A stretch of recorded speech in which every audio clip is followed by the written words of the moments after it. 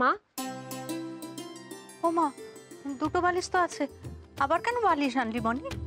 ও মা, আমার বুদ্ধি বালিশ লাগবে না? তুমি এখানে শোবে নাকি?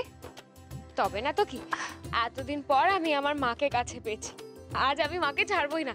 এসো বসো, বসো তো, বসো। বসছি বসছি, পাগল মেয়ে করে উঠে বসো। এই তো।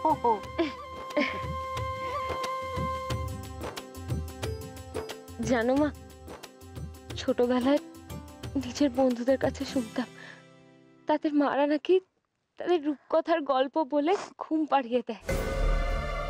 আমারও খুব ইচ্ছে করতো জানো তো মা, তখন তোমার ছবিটাকে বুকে জড়িয়ে ভাবতাম এই তো আমার মা আমার কাছে গেছে।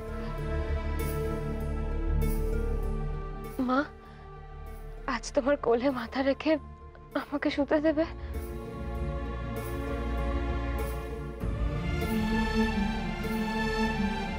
মা, একটা গল্প বলো না। কি গল্প শুনবি? রাজপুত্র আর রাজকুমারীর গল্প। এক দেশে এক রাজা ছিলেন, তার এক রানীও ছিলেন, কিন্তু রাজা রানীর মনে খুব কষ্ট। তাদের একমাত্র রাজকন্যাকে এক ভয়ঙ্কর রাক্ষস বন্দি করে রেখেছিল। রাজা তখন ঘোষণা করলেন যে তার রাজকন্যাকে উদ্ধার করে দিতে পারবে তাকে রাজা অর্ধেক রাজত্ব দেবে। তারপর আমার মাথায় হাত বুলিয়ে দাও তো।